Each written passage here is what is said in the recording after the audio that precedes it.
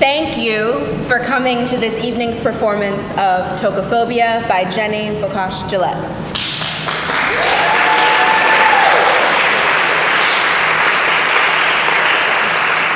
This piece of theater is part of the Evolution Festival, a new series of theater, dance, and music performances in progress, curated by Christina Franklin, Melanie Green, and Trevor Weston.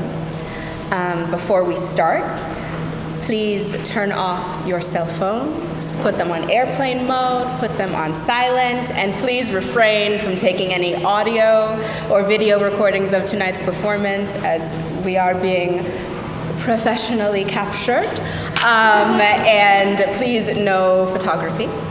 The exits are located behind you and to my left of the stage, your right. And we'd like to acknowledge the land on which we gather for this performance. The center at West Park stands on the original homeland of the Munsee Lenape people. We'd like to acknowledge the painful history of genocide and forced removal from this territory. We honor the generations of stewards, and we pay our respects to the many diverse indigenous peoples still connected to this land.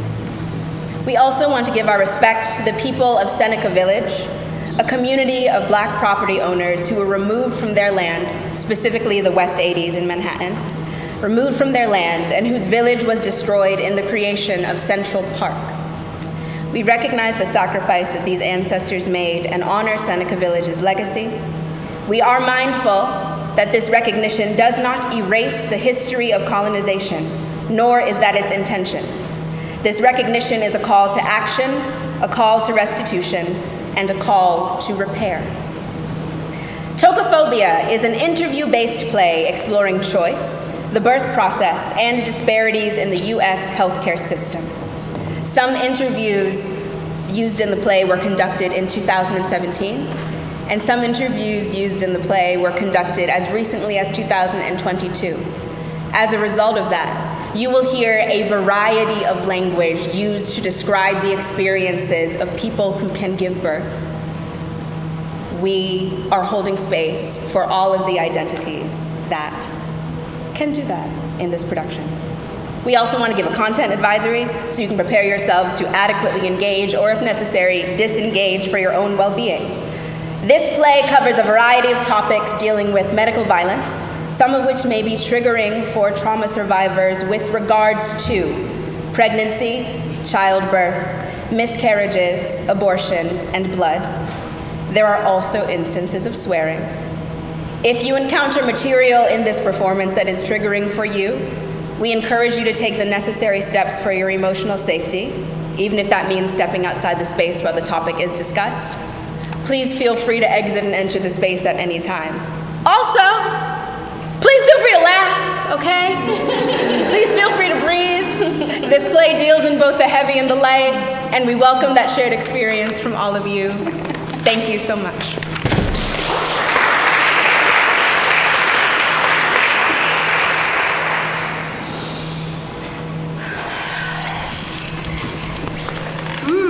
That's a good question. I don't think that anyone can be prepared. I think it's a cliche thing to say perhaps, but it just feels like you have to figure it out as it happens. I sort of think that some women cause their own trauma to a certain extent, that they're going in, they're expecting the bad to happen, and they're sort of willing it inadvertently to happen. And it's not just people who are like hypochondriacs or pessimistic or whatever, it's everybody, because the fear is so ingrained. For me, like I said, I'm a bit of an over-preparer, and so I felt more comfortable when I knew what happens to your body during pregnancy, what happens to your body during, labor. And so knowing those things was very important for me and helped to make me feel more comfortable. And you're sort of conditioned to think that the hospital might let something slip or that they're going to give you the wrong medication, when in reality that's the exception and not the rule. I mean, they do so many of these that you just have to take assurance in the odds that you'll be okay. But still, nothing prepares you for the actual event because you have no idea what you're gonna get, whether it's gonna be super fast or whether it's gonna be like 50 hours. I don't know. I was thinking in advance of our conversation, do I feel any differently about it this time around? Do I feel any additional fear? And this second time, I am thinking, well, maybe I just got lucky, you know? I definitely think that like before getting pregnant, like research, what should you do? Like, how do you prepare yourself? I think that if people did a ton of research about being a parent beforehand, maybe like fewer people would do it because it's super hard. And no two births are the same. No two children are the same. Yeah. So, I don't know, maybe I'm due to receive a more challenging experience this time around. But I don't know. You know, who knows? It's completely case by case.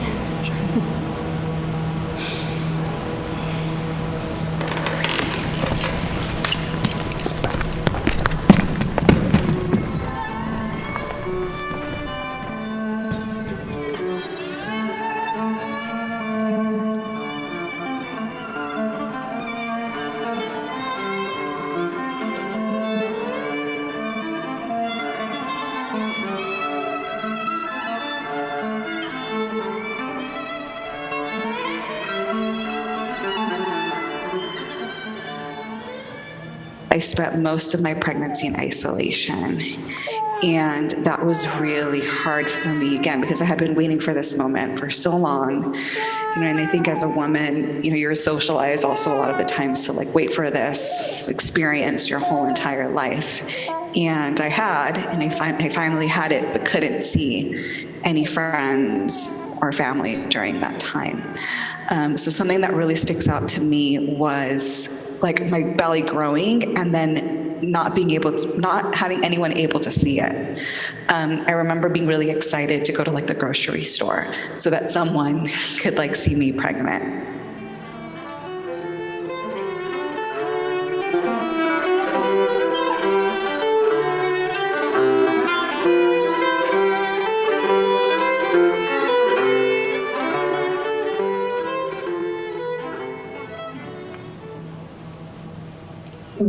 The day of the birth was interesting too, because leading up, we had been so cautious, like we always made them wear a mask, but because everything was so chaotic, I went from constantly masking and being really strict to like 10 people in my room without masks on, like the day I gave birth to him. So I was paranoid after that too, like what if I was so good the entire time and then the day of his birth, somebody showed up to my house with COVID, you know?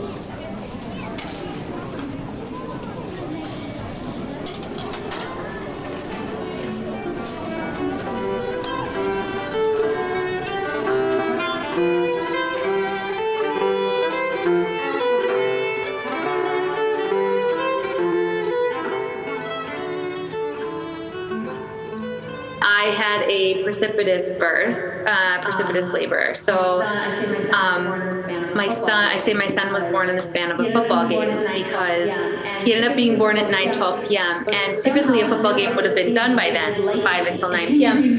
But somehow in the middle of this game, they had lightning in Green Bay and there was like a rain delay. And so literally the game ended like right as I gave birth. It was, I mean, you can't write this stuff. So, and my team won, so it was great. But it was just like it was just weird because we had sat down to like, we were getting ready to watch. My husband had chicken wings in the oven. Like there was just, it was like this night, we were going to have this night. And in my mind the whole day, I was like, I'm not giving birth today. Nobody has their baby on their due date. Like it's been a joke the whole time I'm not having a baby today.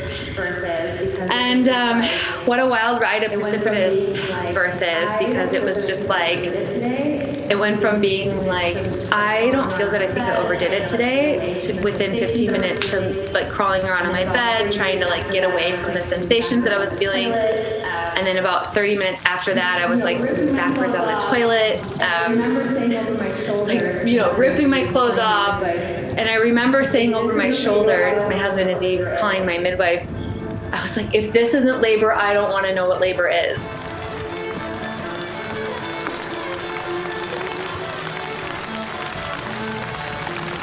My daughter was born in Bed-Stuy, I went into labor at Target. And it was like, okay, listen. They have the home section, and actually, I went into labor a little bit before that, but I didn't know. I felt like there was like, these contractions are kind of rhythmic. I was like, okay, maybe it's Braxton Hicks. I mean, I was shopping, getting the house ready. I went to Party City, then I went to Target, all downtown Brooklyn, and then it was at Target that I noticed, oh no, this is labor. So they have this home section over there. I want to lay in that bed right now, but I was like, no, I can't. I just kept talking to her, like, I need you to not come today. The house is not ready.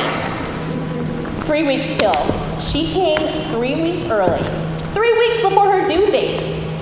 So I'm just over there, I'm shopping, I'm buying picture frames and all these things to create my home birth. And I was just like, you are not supposed to come today.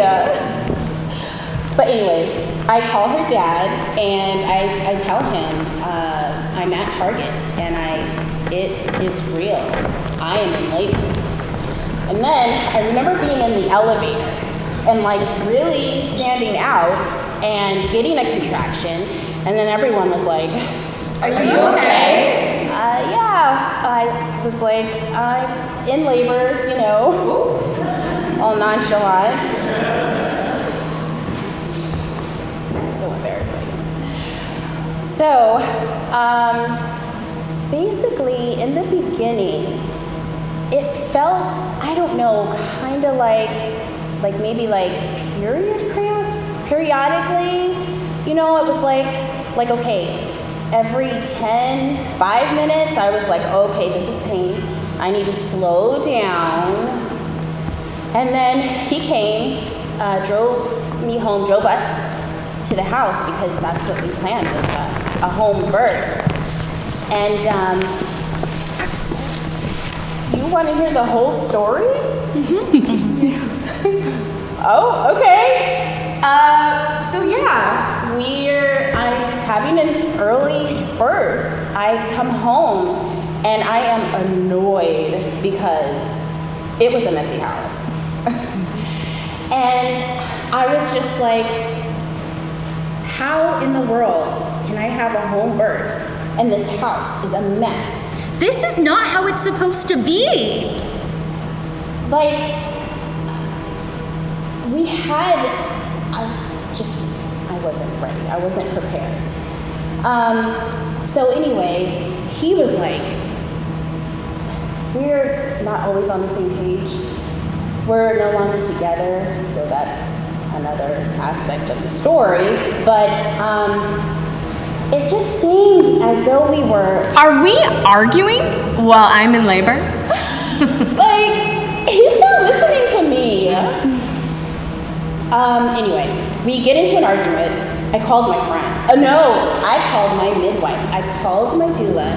And my doula was just like, Okay, well, it seems like you're early in labor. Drink some water. whatever. I was complaining to my midwife. I was like, listen, it seems like nothing's getting done. The house isn't clean, blah, blah, blah. And she was just like, It's not all gonna get done today, Malika. and for whatever reason, whatever she said to me, it just made me super calm. Like, this whole calm. And I was like, oh, right. It doesn't all have to be perfect. It's okay. It's okay. And I just had that feeling of calm.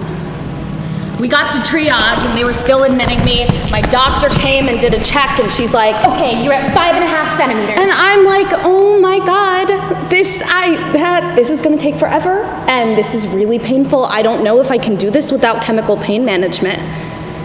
So already in my brain, I'm like, You're gonna get an epidural. And that's okay. and I was just doing the like, it's okay if that's how this happens, even though it's not what you wanted.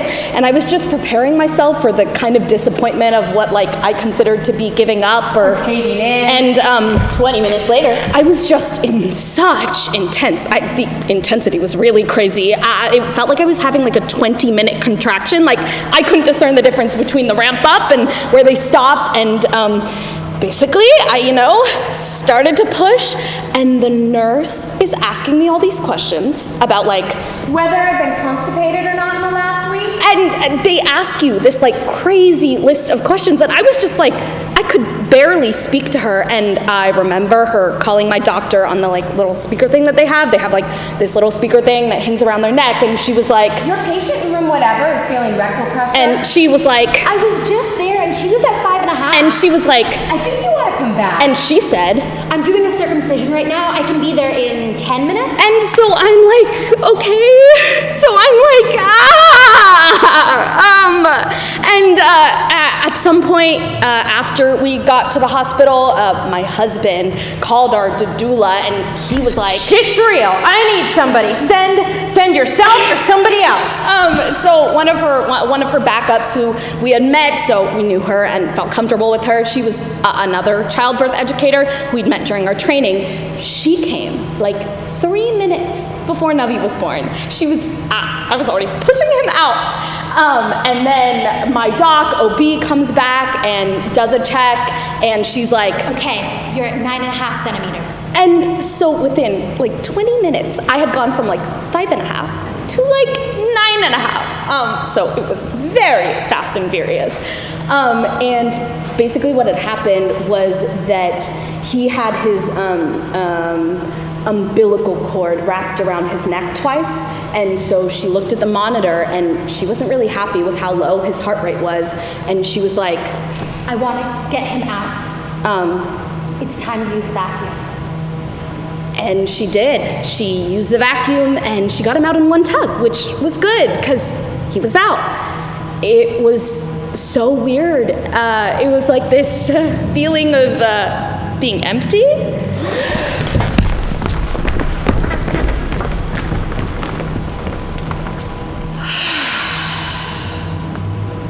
It was like this bizarre, instantaneous feeling of like everything being empty. It was very bizarre. I'll never forget what that felt like.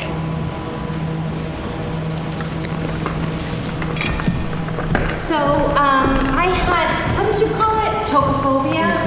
I didn't know there was a word for it, but I was so inflicted, just like paralyzed with fear of getting pregnant. And I didn't know if it was actually the physical act of, well, not the physical act of how you get pregnant, but more about being pregnant and not being in control of my body.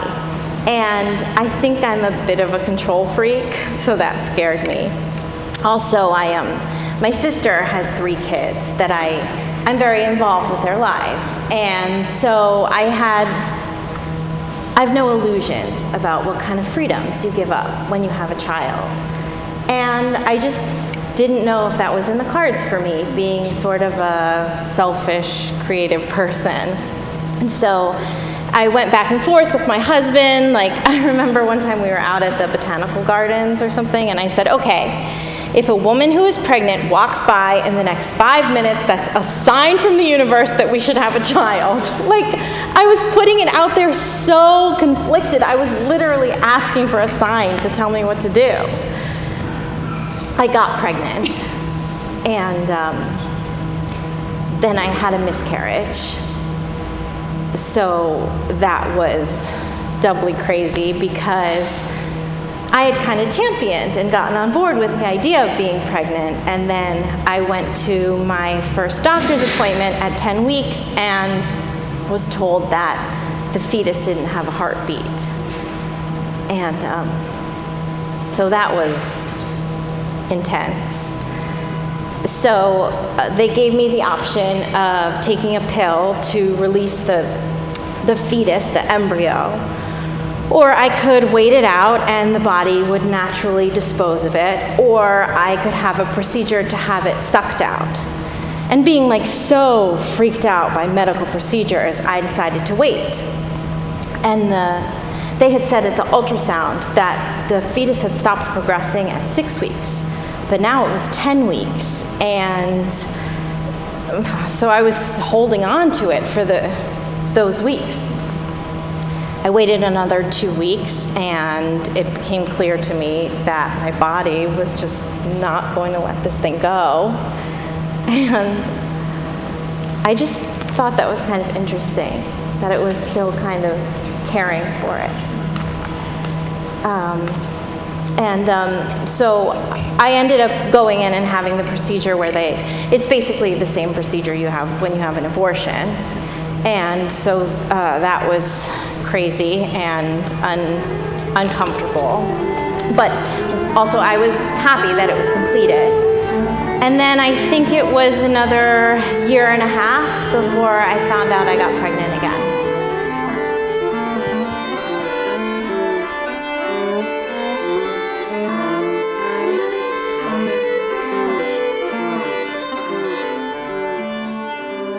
In terms of like Roe versus Wade, I mean,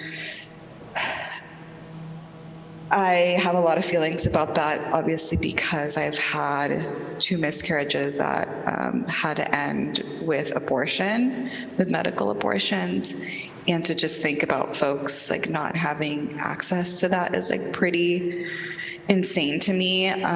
So I feel like that's one reaction. And then the other is like, now that I'm a mom, I can't imagine people being forced into this experience. Like, it's hard when it's a choice. I can't imagine how hard it is when it is not a choice. I also think about who will be disproportionately affected by something like Roe versus Wade, because from my perspective, like, rich people will always have access to abortions. And so this will disproportionately affect Black and brown women, women that are lower SES. And so that's really hard for me as, you know, someone who identifies as brown and used to be lower SES kind of growing up. So yeah, I have a lot of feelings around that. I really wanted a daughter. And now I'm pregnant with my second boy. And at times like this, I get relieved that my daughter isn't coming into a world where things like this is happening. And I hate saying that, like, that just sounds so selfish, but it's just like one less thing to protect them from.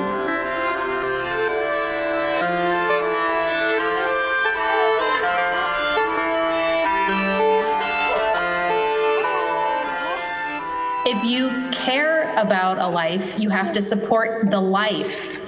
You have to make sure that they can go to a doctor. You have to make sure that they're fed. You have to provide resources for folks. And when you're a woman, you are risking your life. Not a woman. When you're a person who can have a child, you're risking your life having a baby in the US.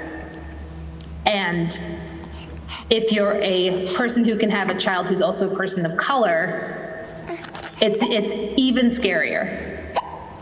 Everyone's decision is their decision, but you have to be able to make the decision. And I was not prepared for birth. I was not prepared for motherhood, but it was my choice.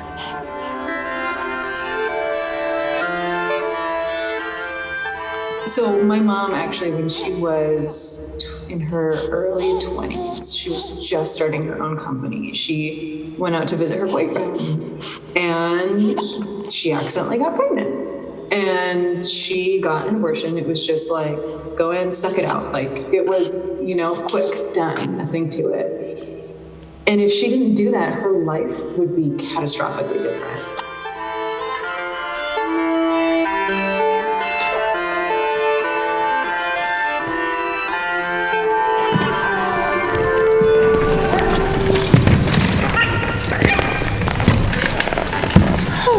my mom and my own birth. I didn't expect to have to talk about that. Well, from what I've been told, I'm the only person I know that arrived on the day that they were due. And my mom likes to say, you know, like, that's the last time you were on time in your whole life. My mother had natural births with both her children. Her first, though, natural meaning no pain medication at all. Her first, my sister, was breech, so she was born feet first. And at a time where I guess they didn't think to, right now they would immediately do a C-section if that happened, but my mother actually birthed her. And so my sister came out kicking. And my mother said she was so traumatized by that it took her another 5 years to get pregnant again with me. Okay, I'm really sorry. The reason why my birth is so spiritually important to me is because the way my daughter was born into this world is completely opposite of how I was born into this world. And that's why I think it's probably my calling to maybe one day be a doula or a midwife or a birth worker, because it was just so spiritually, like, it just really brought me closer to my mom so much. I was a honeymoon baby. Oh. We think. I thought. When I thought that pregnancy was straight up 9 months. And then I did the math. And I was like, oh, wow, guys. Oh, wow, guys, wow. And I felt like I learned so much about my parents. The fun thing was that my dad had gout really bad, so she had to wheel him into the hospital in like a wheelchair. Like, she's the one going into labor and she wheels him in. So I asked my parents this a couple times, and I was an unmedicated vaginal birth at a birthing center in Florida next to Jackson Memorial Hospital. And I think the choice was made not so much in terms of health reasons or seeking something like holistic or alternative. It was that my parents were young. They were in their early 20s, and midwife care was accessible through insurance at the time my father could pay for.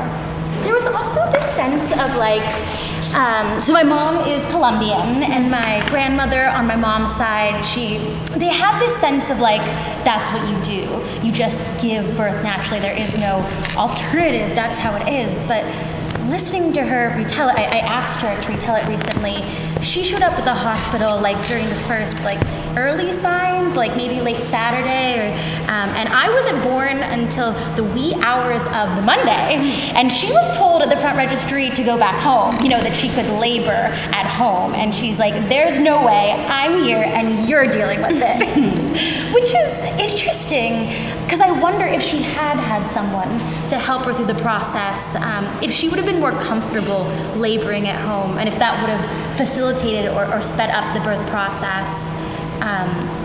If she would have facilitated or sped up the birth process. But I was listening to her retell it recently, and I really think that she needed more information, I think, to get out of her mind and be in the moment and know that things were going to get really intense and really painful, but they were going to end, which seems like common sense, but I don't think there is such sense as common sense necessarily. We have to be reminded.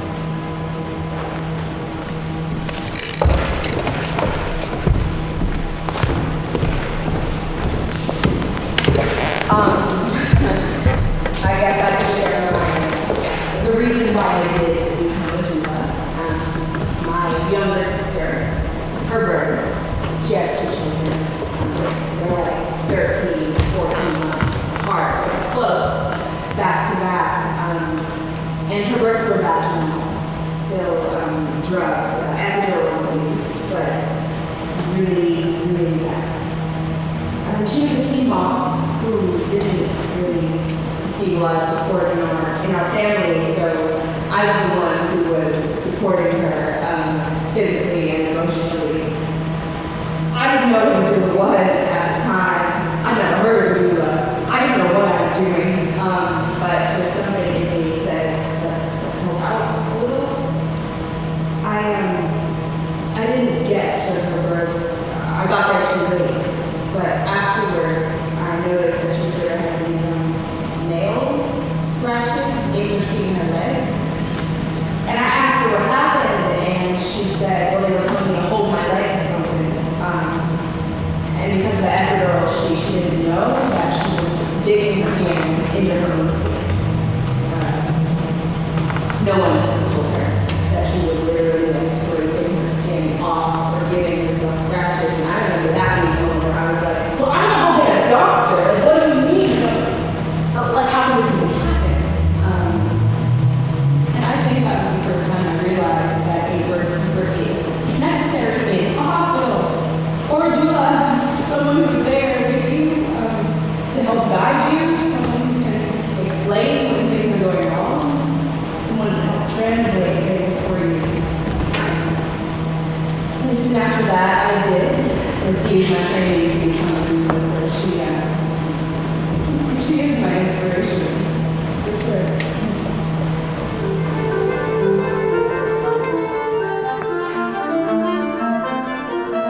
When it comes to labor and delivery in the hospital, a lot of people's ideas in healthcare, from what I've noticed, is like, well, they're here to have a baby, so might as well like do it as fast as you can. Like, why doesn't she want her water broken? Why doesn't she want X, Y, and Z? And it's like, well, maybe she or they, like, maybe they're not ready. Like, maybe they just need a breather. Maybe they need all the information. Like, don't judge, because like we know, like we are trained in like, okay, this could help, this could help, this could help.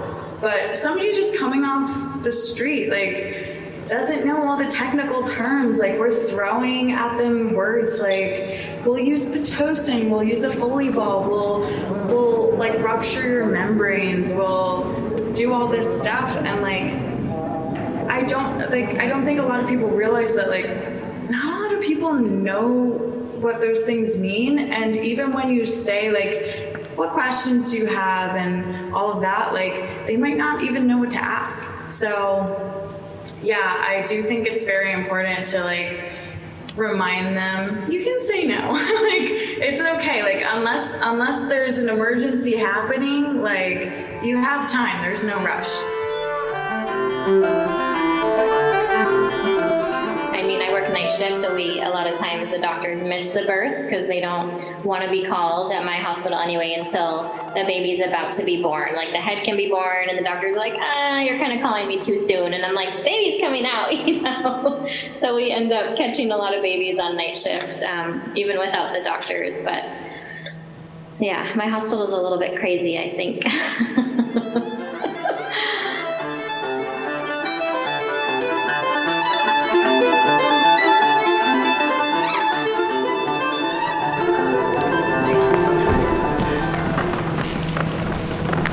So now that I'm a year into this whole parenting thing and about to go round again, I noticed that there really are two camps.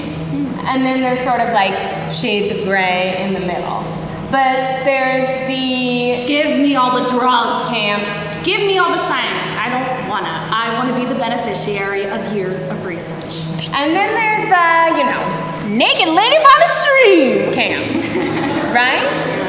And those, of course, are like extreme poles of the spectrum, with most people falling somewhere in the middle. But when it comes to information around the birth process, there's not a whole lot of information other than anecdotal evidence and people telling you their own stories. So you might collect a cachet of stories, but it might also be that those 10 women you spoke to all had a similar experience, you know? It's completely luck of the draw. So I just feel that it's important to put my story out there. And the reason that I wanted to do this is that I did have a good experience. And it was not easy. But I didn't want it to be easy. It's not supposed to be easy. It's like a major life milestone, you know? You don't want to just sail through it. You want to earn that shit, you know? You want the story. You want the credit. You want that notch on your whatever. Like, Anyway, but I mean, I don't know that expression, but my point being, after that experience, I truly felt like I could do anything. It was like, whatever the world had to throw at me, bring it on. I can handle it. It was just the coolest feeling. And to this day, it sort of kicks you up a notch. You get to another level. And then motherhood, you need that level. Like, holy shit, it's hard. It's really hard. You're trying to, nurse, and you're trying to heal, and you're trying to get your body back together, and like have a career and raise a human being. And because you've had this experience that you've come through, you're able to lean on that and say, okay, I can do that. I can do this. So the way that I've seen it happen recently, and I could just be of an age where people are getting pregnant and wanting to have families, but it almost seems like a commodity. Like, I had a few friends where they all got pregnant at the same time, and it was like, oh, she's doing. I want to do that. Hey, why am I not? Like, I want to be in the mommy's club. So it seems to be like the next step, just like buying a house. And then you buy a washer and a dryer. Because that's the next amenity to your new house. So it seems to be something like that. But as far as an industry, and I feel kind of bad admitting this, but I do not like working in hospitals. There's just this obnoxious sense of being on a rigid timeline and kind of pushing people through it. And I think that birthing is so incredibly personal that if people were just given their time and space, we would have much higher success rates as far as unmedicated vaginal births, and people would be more satisfied maybe with their process and their story. It seems to be very imposing and very cold, very unnatural, industrial versus agricultural time. So yeah.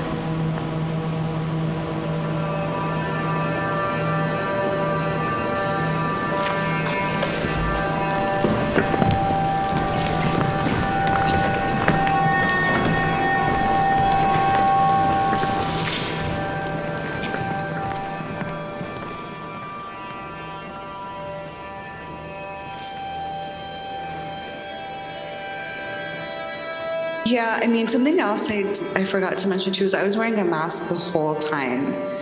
So I heard that during that time, well, the nurses told me like that you were able to have your mask off if you had a negative COVID test.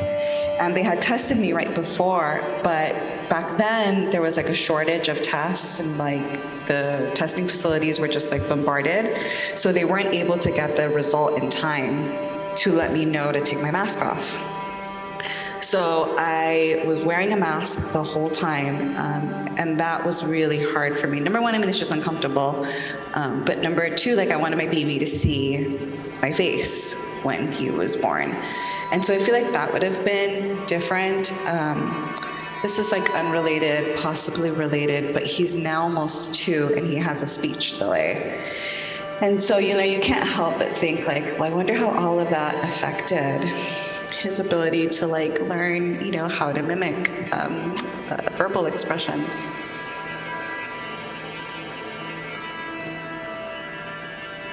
Yeah, just trying to figure out how to live life with a small child who, we go out for walks to get outside, and to try to tell your 2.5-year-old that he can't go to the playground that he sees empty right there, and him not being able to make sense of it was really evoked a whole range of emotions at many different times throughout that. And again, there's always the perspective that things could be worse, and we're really grateful that we had our health every day. But at the same time, how healthy is it for a 2.5-year-old to be confined to an 800 square foot apartment when children are meant to be climbing and running and playing for their brain development? So trying to juggle that was kind of hard. I think that I would have kept my sanity a little bit better, because I was so paranoid the entire time about COVID, and like people had started living their lives again and hugging without masks on, and we'd like show up with like masks and hanging outside, and even a month, 2 months postpartum, we were very, very hesitant to go anywhere with anybody, and didn't want to leave the house, and we could only have, you know, my parents come over because they had been quarantining very strictly. And it was hard to feel those restrictions and not feel like my friends could come over and just like chat with me, you know? And so it was just Will and I and the baby in this totally, totally new environment.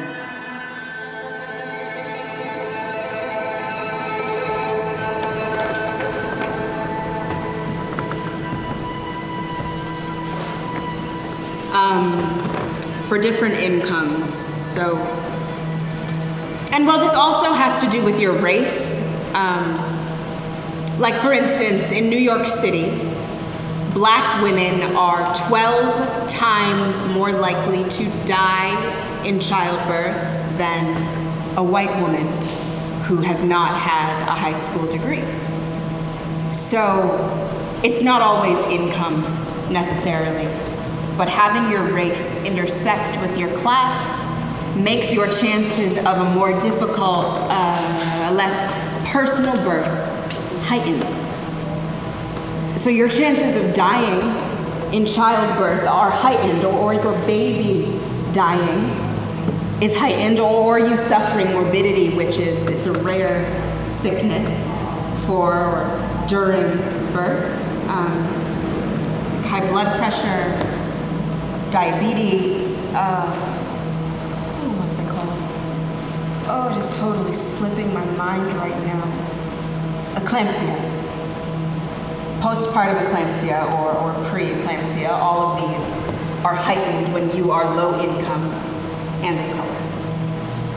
But in general, if you get to a hospital where they're not overworked or understaffed or, you know, not someone who follows your birth plan, you don't want to get to that hospital and say, I don't like you, can I pick someone else?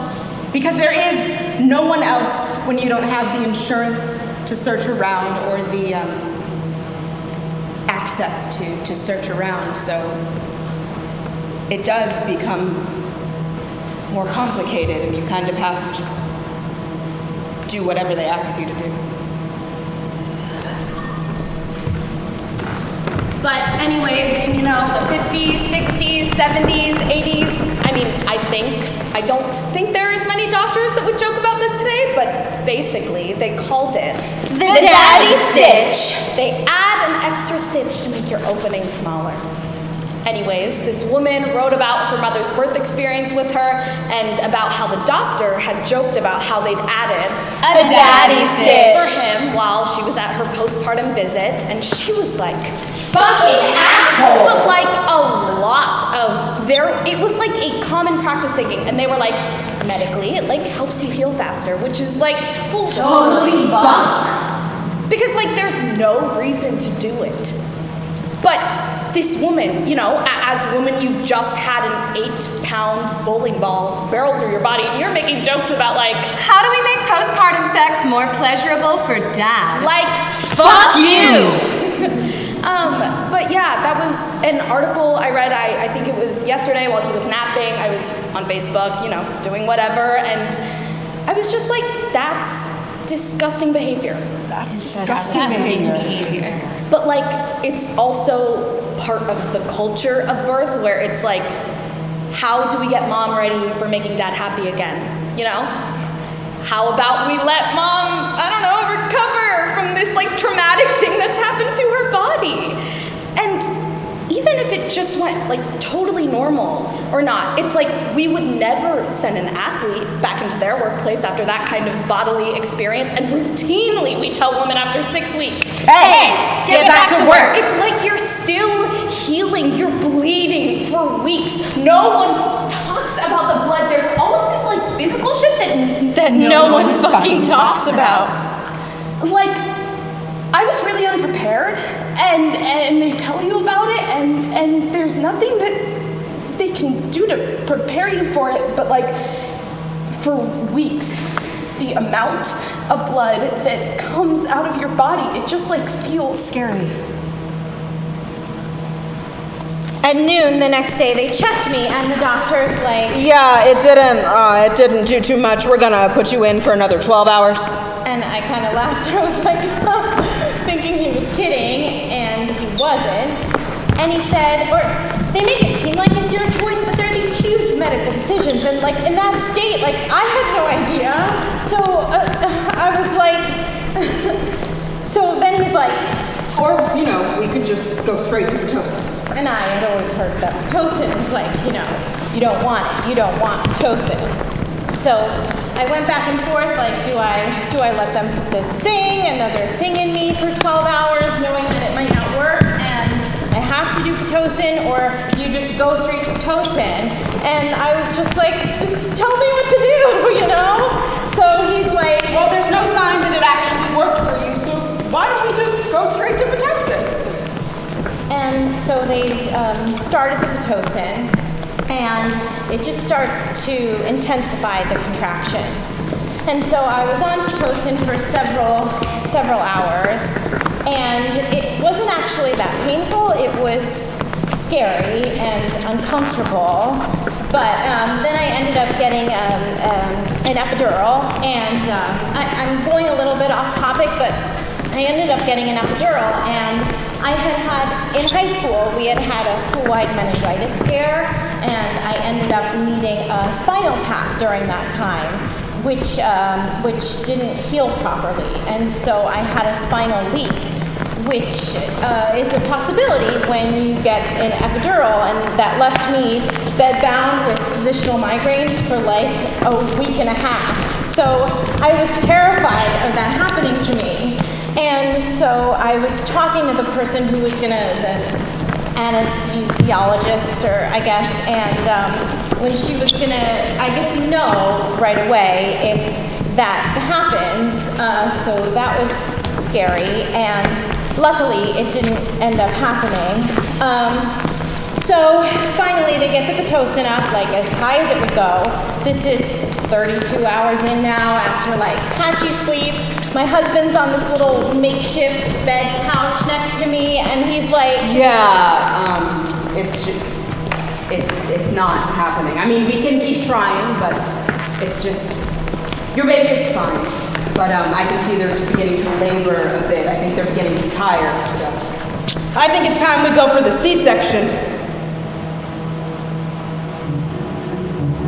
And I swear to God, as soon as I said yes, it kind of reminded me of one of those scenes from 6 Feet Under where they do the grand musical numbers, like out of the blue, because the lights went on, like literally, like 16 people came in. Somebody was spinning a chair around, grabbing it just seemed like this choreographed dance.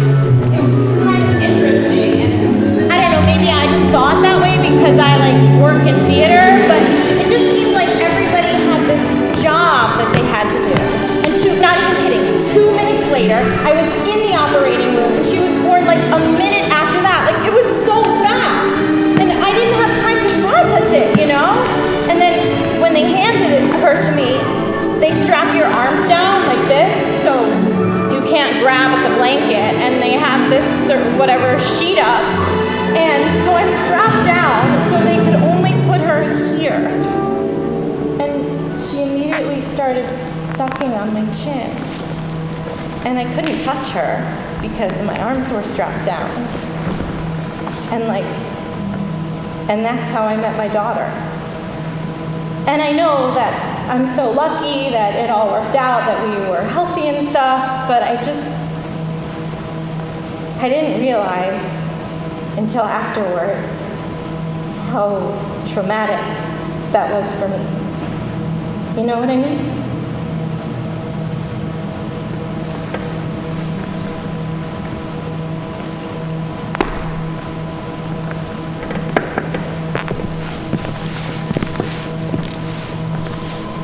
Thing that's guaranteed in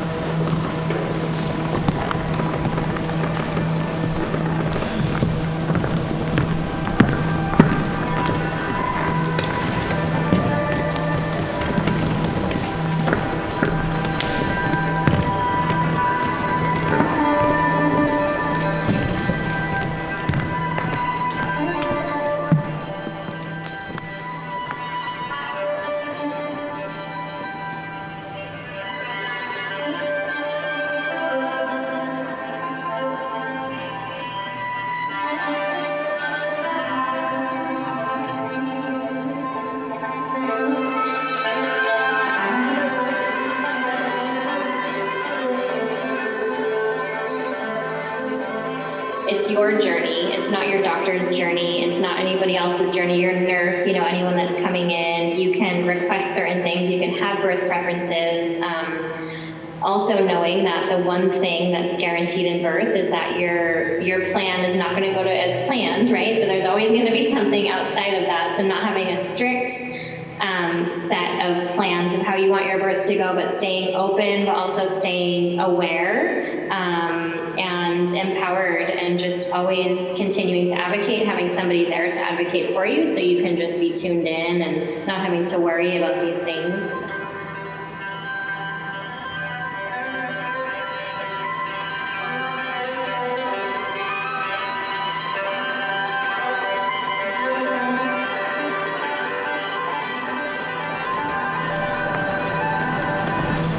We had all been up for 24 hours plus, and I think everybody in general was exhausted. And again, the nurses were really great and helpful, but I find that in hospitals, people become very accustomed to certain positions or their go-to standard. So they didn't offer her a lot of options in terms of birthing positions. They had her on her back and then on her side. If she was on her right side, the baby kind of preferred it, seemed more receptive to it. But she threw up. And I remember thinking, don't react, because I think for some people it can be slightly off-putting and can trigger you to get sick. But I think I handled it really well. I got her a bucket and some toothbrush and toothpaste for her mouth.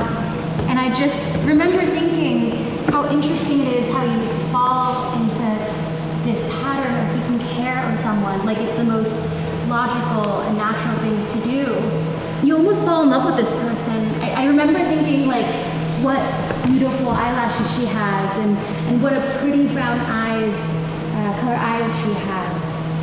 And this intimacy of observing someone exactly as they are.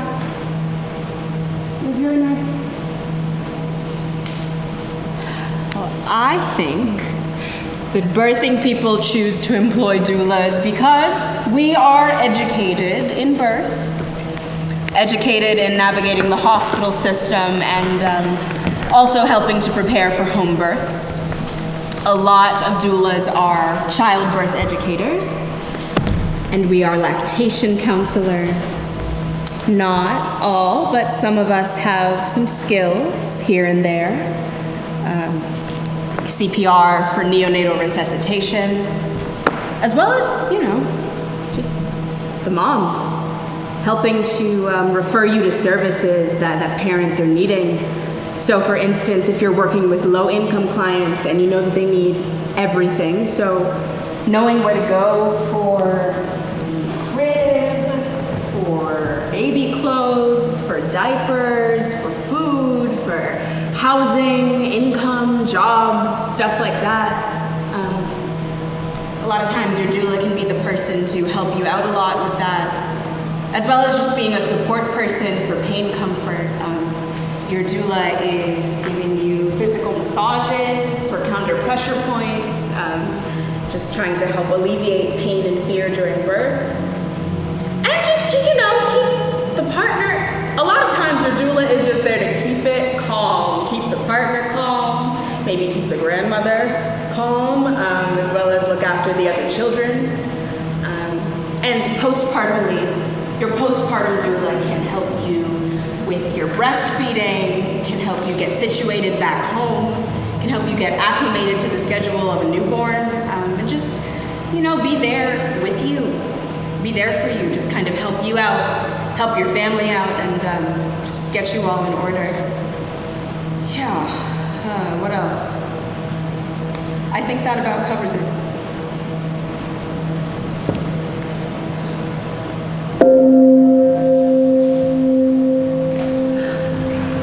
To answer your question, my midwife, the first thing she did for me was ground me. I think it was the language. I was saying things like, when you deliver my baby, blah, blah, blah. I was asking her questions, and she was like, no. I'm not delivering your baby. you're doing the work, you're delivering your baby, you know you're birthing your baby. And just changing the language like that, it put the power back into my hands versus the power being in her hands. And then I was like, oh, well, I get to learn all of this stuff. So I need to read all these books. I was reading Orgasmic Birth, Birthing from Within, Active Birth, Hypnobirth. And it just really, I wanted to know this so when I have my baby, I'm prepared. And it really helped me through my pregnancy. And it was 300 women are having a baby.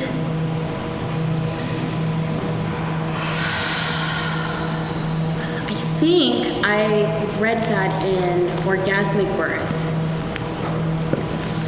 As you're having your baby, you stand with 300 women. And I was just thinking, there are billions of women who have done this before me, and this is what my body is supposed to do. So, it was just so grounding through my labor. Such an awesome time. I don't know, I wasn't afraid. I was like in awe of myself.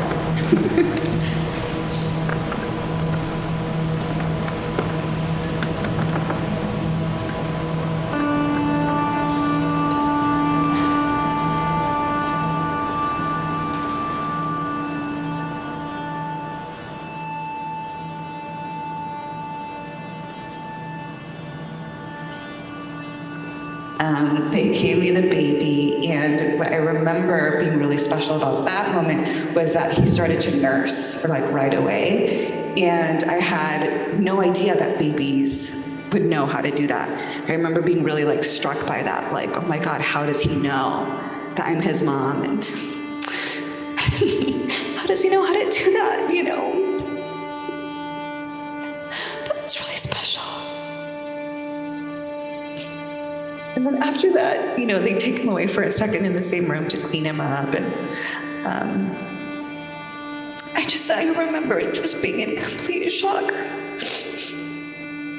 So happy, but just so surprised and in awe that this had just happened.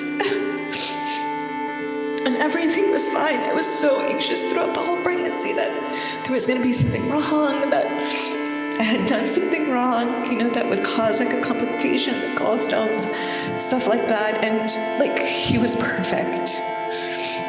He was so perfect.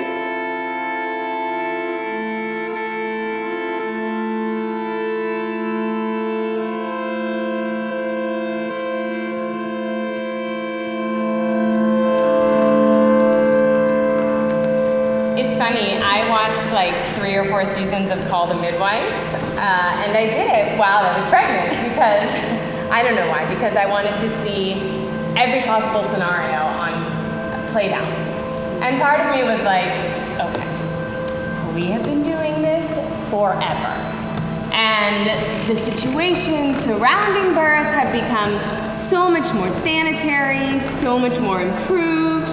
So part of me was okay, if women in the slums of London can deliver 12 babies, I can do one.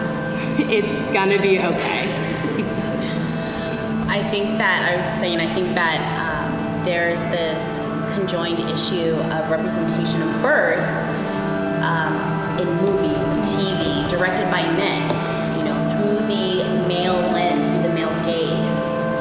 And it's just, there's no way of them knowing what it's like, the positivity, the power, the excitement, the joy, the bliss, there's just no way for them to know that and to direct that into the scenes, unless they're directed to, or they're told to, or the writer is female, or there's this explicit like collaboration. There's just no way for them to know. I think it's interesting that you also have the alternative, like Beyonce or Serena, for example, who showcase the beauty of their bodies and turn it into art and celebrate their children on the other side of it. Like, look at this beautiful thing that I made. But the thing that doesn't sit well, that I don't like, is the way that these people, these stars bounce back as if nothing ever happened, which I think is an unrealistic perspective for people who don't have personal trainers and whose life goal is to be on point and look good all the time. I just think, and as a theater director myself, I think you're constantly trying to create nuance and create layers of experiences and show things as complex. And I think birth is often portrayed as very simple. Mm-hmm. And it's very Aristotelian in the sense that it's like first one, and then that, and then that, and then that, and then poof, you know? And it's not that. It's not a linear progression. It's very much about waiting, breathing, maintaining, you know, staying calm, not losing your cool, being present. All of that is very uninteresting. It doesn't make for great TV.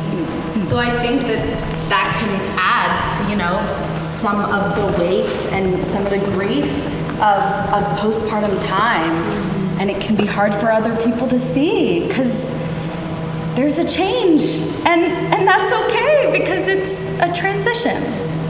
Oftentimes, I find that it takes birthing people about like a year or more to feel comfortable in themselves again. And although a year doesn't seem like a long time, it can certainly feel that way, you know? I mean, it just must feel really disconcerting to be disconnected from your body for, 9 months carrying, and then maybe even a year or more kind of, rebuilding muscle or getting back down to your weight, or maybe not getting back down to your weight, and just having a new body to live in and to feel comfortable in. A woman just like breathing in a tub for an hour is not a show. It's not a spectacle. And they always have to try to make it into some kind of spectacle. When really, it's just the natural finishing of one cycle and the beginning of the next. And I think that the scenes that I've seen at birth, they fail to capture that cyclical nature. They always have to make it into something linear. And it's not. It's just not. Yeah.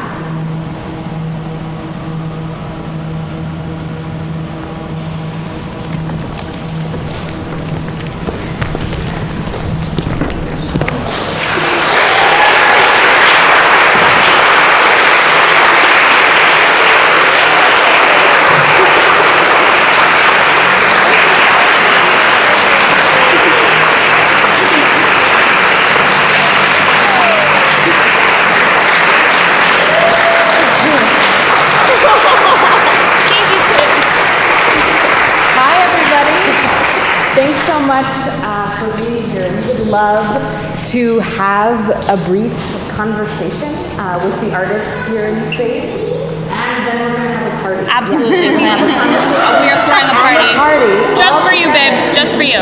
But because of the format of this show, the bubbly water, that's a great idea.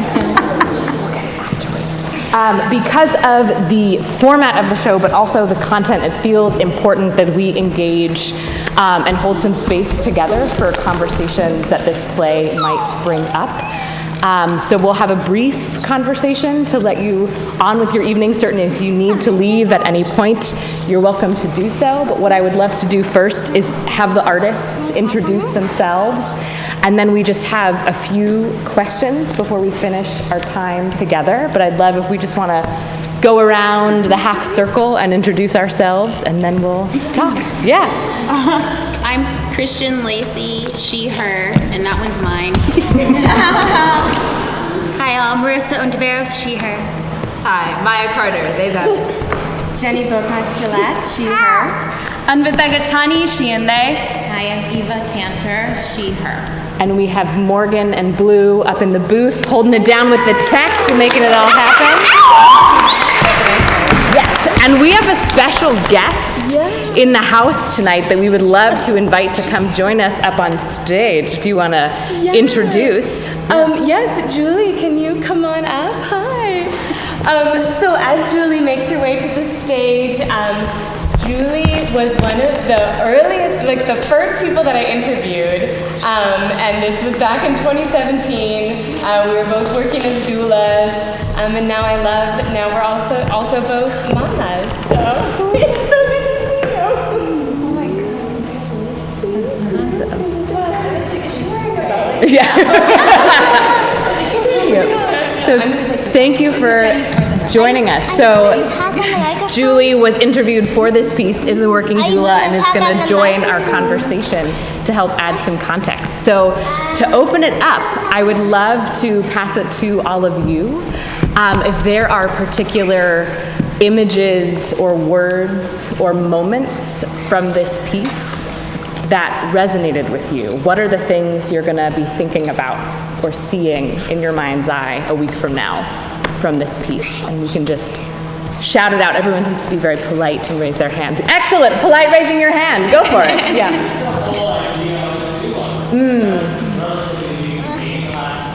Yeah.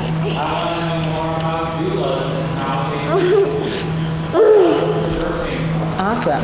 Well, that is the perfect. Yeah. Do you mind speaking? I know it's hard to describe like a day in the life of a doula, but any way that makes sense. So initially I thought, I got a liberal arts degree in English literature, and I was like, well, I can teach, but I also had this like a deep interest in science, and for some reason, becoming a midwife or babies always kind of called to me, and I thought instead of going back to school and kind of being very like right-brained about it or like logical, I thought that I would get into something where I could really like feel it and almost have like an apprenticeship. And so I found doula work, and I've been doing that since 2017 because it's just kind of really it's really stuck. It's really important because you're not there in a medical capacity, right? There's like a lot of people and machinery that can like take care of you, but there's nobody that's going to take care of you like another human. Nobody that's going to like see you, know you, hear you, remember the things that you say, and kind of have that presence for you.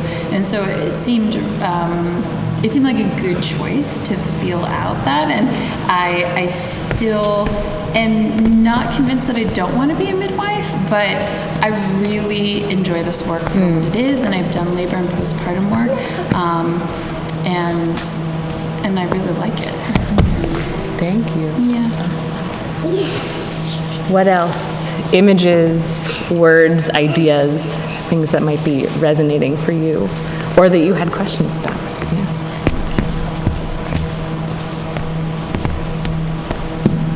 Well, I just want to say thank you. My sister recently had a baby, and the first time I got to see it,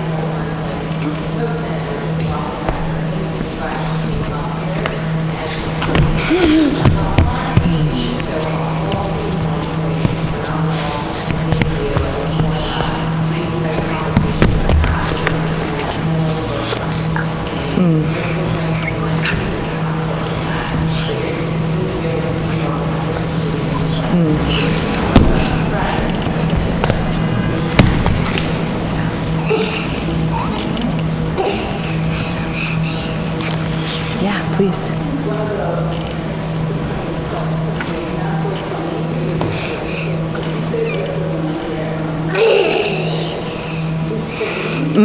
Yeah.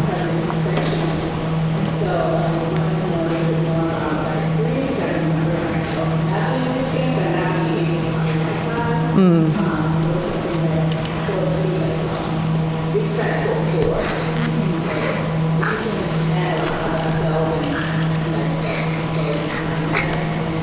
Yeah, so I should say too, none of these stories are mine. They're all folks that I interviewed over the course of like 5 years off and on.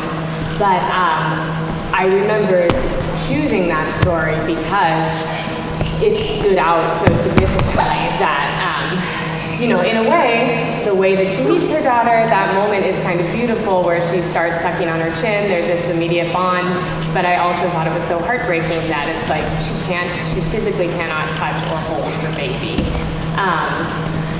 And I think I realize now, I feel like I said this yesterday too, but I don't know if you had this experience, but the first 2 births that I saw as a doula, I realize now that I've seen a lot of births, I realized, oh my goodness, those first 2 births were so traumatic. And one of them was an emergency C-section. And I think we even talked about this, that I saw these births and I was like, oh my gosh, it's always this way. And I've now seen a whole spectrum of experiences, but there are definitely those that are, even when things go well and everybody's healthy, that can still be like really harrowing experiences that we don't really have space to discuss them. And I think another reason I started this project was because in my postpartum doula work, I think I thought I would be doing something completely different. I thought I would be like holding the baby while they napped or making food or whatever. And sometimes I did those things, but mostly I feel like people would just recap or process their birth story. And so that was a lot of what I ended up doing and kind of started this piece. Yeah. The first birth I went to, I think, is part of the piece where the woman throws up and I offer her a toothbrush and she brushes her teeth, and it seemed like such a simple thing to offer, but I felt like I was able to take care of her a little bit, to offer like a humanity to the situation and something that was like wild and unexpected. But I remember recapping, so the first 3 births I did under a mentorship, and I remember being in contact with my mentor, and she was like, not all births are like this. Don't let this turn you off. And because it was like over 24 hours, and it was just this like spectrum of like, I think something that she didn't expect, something that I had no idea was possible because it was so green. And yes, so like some of the first experiences can be a little bit traumatizing in a sense, but I also think that as I started to attend more births and do more postpartum work, it almost grew in like exponentially, where I could like at birth number 10, I could look back at birth number 1, at number 2, number 3, and think, wow, there are things that I learned here that are growing at birth 10 that I'm able to use, and I don't feel so scared, and it's not so new, and I feel valuable to this partnership that's bringing this new life in. So yeah. Tasha, I think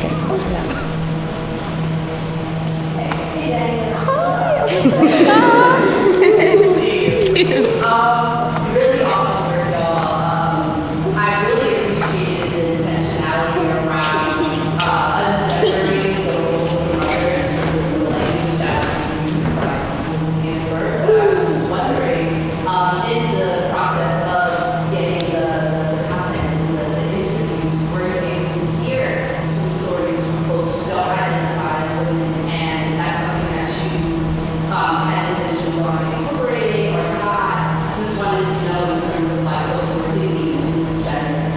Yeah, I think something that we did talk about a lot was that it hasn't been that long. It's been 5 years, but in 5 years, like everything has changed about the world and the language that we use. And I think that we talked about how some of these pieces, in a way, are like time capsules. Yeah. And we did choose in some of them to change the language ourselves, from women to birthing people or similar sort of swaps.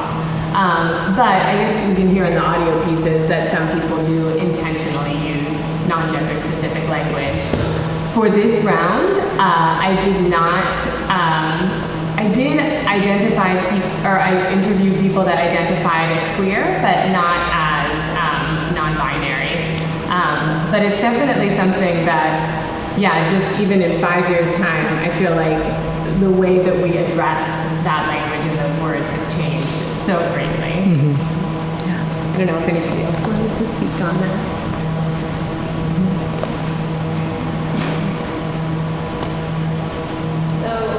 I really appreciate the universality of surrounding play.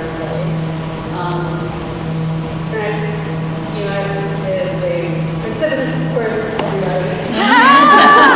You sat on the screen. And one of the things that just didn't stick with me and many things throughout. So wonderful done with you. But one of the things at the end that really stuck with me, even all these years later, after my kids are in their 20s now, is this idea of like giving over your body and then wanting it back. And hating all those women who walk out in their pre-baby jeans. They walk out also in pre-baby jeans. You can't imagine how they else do that. But this wanting your body back and wanting things to stop bleeding and stop bleeding and all those things. I knew those things. I really watched both of mine, but they were, I can only hope that more people use midwives and use midwives, so that it's not a medical experience, it's a progression of life. It's a different piece. Thank you. Steve. Well, I'm more like Lacey now. Yeah. Not a little lower. Yeah. I also think particularly since one of the interviewer talks about the personal experience and the lack of information that people have, that numbers and statistics about what goes on stick out Yeah. a lot. Yeah. Yeah. Thank you. Yeah. Hi, Jen. Great job. I was wondering how you interview people in 5 years, which to me feels like a long time. How were you able to choose what to put in the show versus what to leave out? Yes, that was really difficult. There were things that even in our rehearsal process together that we dropped.